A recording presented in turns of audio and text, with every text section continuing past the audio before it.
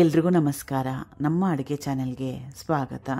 ಇವತ್ತಿನ ವಿಶೇಷ ರುಚಿಕರವಾಗಿ ಆರೋಗ್ಯಕರವಾಗಿರೋ ಅಂಥ ಬೆಳಗ್ಗೆ ತಿಂಡಿ ಅಥವಾ ಈ ರೆಸಿಪಿನ ರಾತ್ರಿ ಊಟಕ್ಕೆ ಕೂಡ ಮಾಡ್ಕೊಂಡು ತಿನ್ಬೋದು. ಮೊದಲನೇ ಸ್ಟೆಪ್ಪಲ್ಲಿ ಬಾಣಲೆ ಇಟ್ಕೊಂಡಿದ್ದೀನಿ.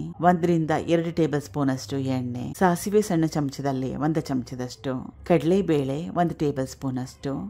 ಕಡಲೆಬೇಳೆ ಕೆಂಪಾಗಬೇಕು. ಕಡಲೆಬೇಳೆ ಕೆಂಪಾದ್ಮೇಲೆ ಹಸಿರು ಮೆಣಸಿನಕಾಯಿ ಸಣ್ಣದಾಗಿ ಕಟ್ ಮಾಡಿ ಇಟ್ಕೊಂಡಿರೋದು, ಕರಿಬೇವಿನ ಎಲೆಗಳು ಸುಮಾರು 10 ರಿಂದ 12 ಅಷ್ಟು, ಇದು ರವೆ 1 ಗ್ಲಾಸ್ ಅಷ್ಟು, ಸುಮಾರು 1/4 kg ಅಷ್ಟು, ಚಿರೋಟಿ ರವೆ, ಉಪ್ಪಿಟ್ಟು ರವೆ ಯಾವುದಾದ್ರೂ ಪರವಾಗಿಲ್ಲ. ರವೆನ ಹಾಕೊಂಡ್ಮೇಲೆ ಚೆನ್ನಾಗಿ ಕಲಿಸ್ಕೊಂಡು ಸುಮಾರು 5 ನಿಮಿಷ ಇದನ್ನ ಚೆನ್ನಾಗಿ ಬಿಸಿ ಮಾಡ್ಕೋಬೇಕು. ಕಂಟಿನ್ಯೂಸ್ ಆಗಿ ಕಲಿಸೋದು ಏನು ಬೇಕಾಗಿಲ್ಲ, ಆಗ ಕಲಿಸ್ತಾ ಇದ್ರೆ ಸಾಕಾಗುತ್ತೆ. ರವೆನ ಹುರಿದಿದ್ದಾಗಿದೆ.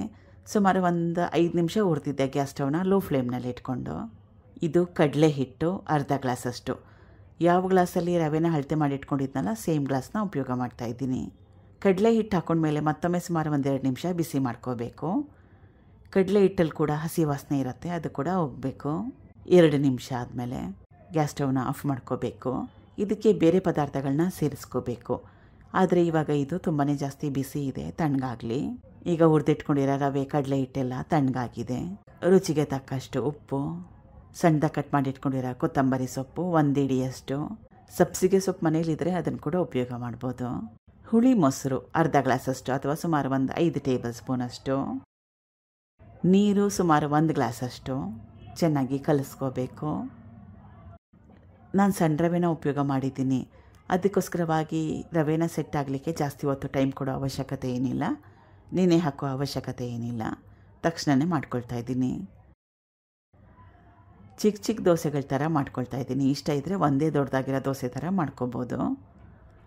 ಮಕ್ಳು ಕೊಡಂಗಿದ್ರೆ ಚಿಕ್ಕ ಚಿಕ್ಕದಾಗಿ ಮಾಡಿಕೊಟ್ರೆ ಚೆನ್ನಾಗಿರುತ್ತೆ, ಅಥವಾ ಲಂಚ್ ಬಾಕ್ಸ್ಗೆ ಹಾಕೋಂಗಿದ್ರು ಕೂಡ ಸಣ್ಣ ಸಣ್ಣದಾಗಿ ಮಾಡಿಕೊಟ್ರೆ ಚೆನ್ನಾಗಿರುತ್ತೆ. ಸ್ವಲ್ಪ ಎಣ್ಣೆ, 2 ಕಡೆ ಚೆನ್ನಾಗಿ ಬೇಯಿಸ್ಕೋಬೇಕು. ಒಂದು ಒಳ್ಳೆ ಬಣ್ಣ ಕೂಡ ಬರುತ್ತೆ ಈ ದೋಸೆಗೆ. ಈಗಿದಾಗಿದೆ.